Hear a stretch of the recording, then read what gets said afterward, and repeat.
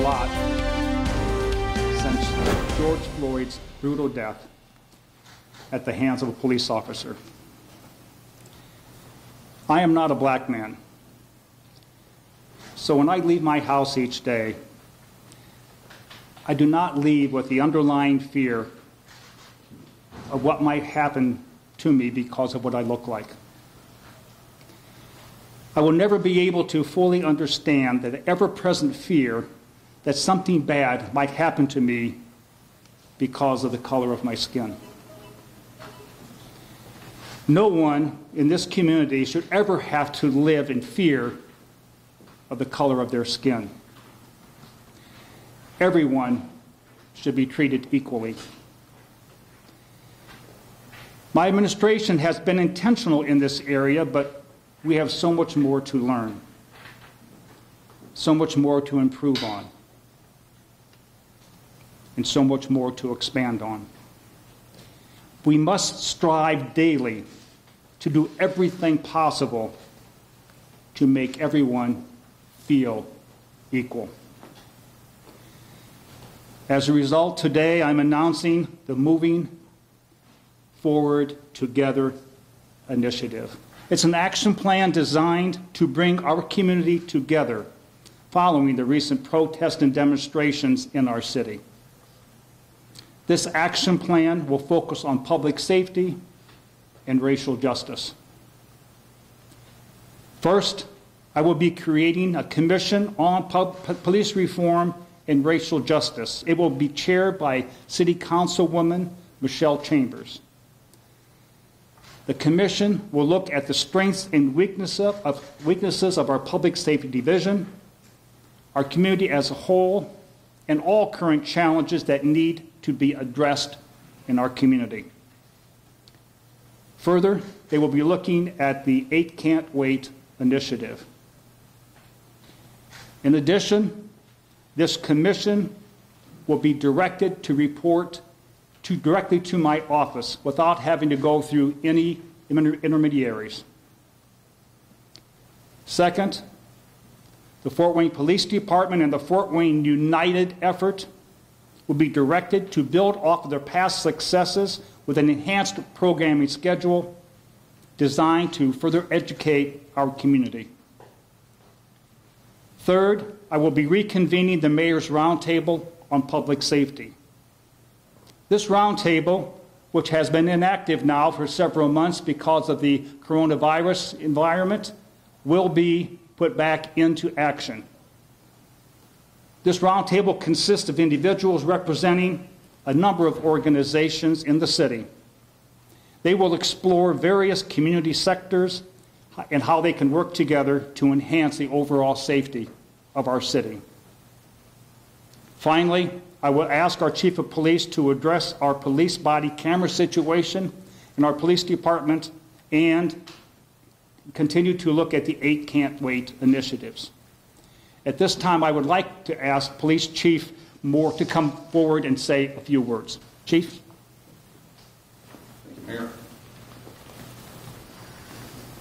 All right, good day, everyone. Thanks for coming here today. I want to go over just a few things, especially the 8 points that have been brought up here recently. I want to let everyone know that Fort Wayne Police Department, we're doing it in some form or fashion, all of these 8 points already. Just going down the list here, when it comes to restraints, up here listed as strangle or chokeholds, that technique, the vascular restraint technique, was banned by a general order in January of 2019. We have since removed that from policy after further review. We do require and do train in de-escalation techniques. About a quarter of our training involves some form of de-escalation techniques. Required to warn before shooting when possible. Of course, we do that. That is in policy. Exhaust all alternatives before shooting. That is part of the force continuum that we utilize. Duty to intervene. That has been trained and has been in some form or fashion our rules and regulations. I have since placed that into policy. So now it is policy. We don't just train it and do it. It is also in our policy. Banning shooting at moving vehicles. That is in our policy as well unless there is a threat. Establish the use of force continuum. We have had that in our policy for quite some time, many, many years, and we train off of that force continuum. And require all force to be reported, which we do. So thanks to our great training center here, I feel that we're ahead of some agencies. Obviously, we got some work to do, and we're going to do that, but the brave men and women of the Fort Wayne Police Department are dedicated to this community. And I just asked you to support them as we move forward together.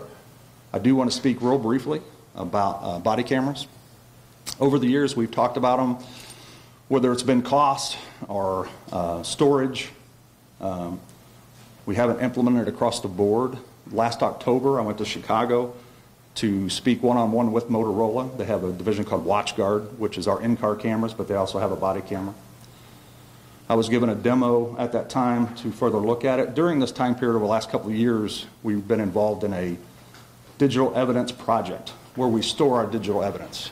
This is also with Motorola. It's called Vault. That is near completion. So once that is completed, we can then move forward with full implementation of body cameras. I was at City Council last week. I did bring a demo for them to view. Here in July, we should start our own demo of a body cam from WatchGuard, and then move forward with finding a funding source, which Council has assured me that they would fund it, but we are also looking for grant opportunities as well, so we can get these body cameras out and going. So like I said, our project, our digital evidence project, is near completion, which will allow us then to move forward with our body cam. Again, thank you very much for being here today. Mayor. Thank you, Chief. How many of you picked up on the fact that I called him Chief Moore? I don't know why I said that. Now I would like to ask Councilwoman Michelle Chambers to come forward and to say a few words about her new role as chairperson. Thank you, Mayor. Good afternoon, everyone. For the last 21 days, tomorrow, our city has been on eggshells. And when the mayor gave me a call and asked me to chair this commission, I was honored that he would entrust me with such a heavy responsibility. But me being the chair is not the good thing about it. The good thing about this are the people behind me. The people standing behind you are a reflection of our city. We have our faith leaders, our community leaders, our concerned citizens. This commission will work hard to find and respond to issues that have come forth since the murder of Mr. Floyd. I am confident that we will be successful. I am very appreciative of the support of the administration. Within the next 2 weeks, we should be able to get out to you the meeting schedule. Ideally, I would like for us to have listening sessions, virtual listening sessions from the community. And so just know that this is a volunteer commission, and I'm sure that I speak on behalf of everyone that's standing behind me. We are honored to be the voice, and we are honored to be the change that our city is looking to do. And I'll just close with a statement from our local artist, Theo. Theo said today, "We may not agree with each other, but we have to be gentle with each other." Thank you for being here today. Mayor, thank you. Thank you, Councilwoman. We will get eventually where we want to go and where we need to be. We'll be able to accomplish that through dialogue, engagement, and trust. I'm encouraged by the continued commitment of so many of you to bring about positive and meaningful change to make Fort Wayne the best city possible. Now is the time to move forward. We must strive together so that every resident who calls Fort Wayne home knows that they will be respected, appreciated, and valued. With that, I'm glad to open up any questions from the floor, or I'm sure those behind me will be available for individual interviews. Any guidance from some of the groups that have raised questions?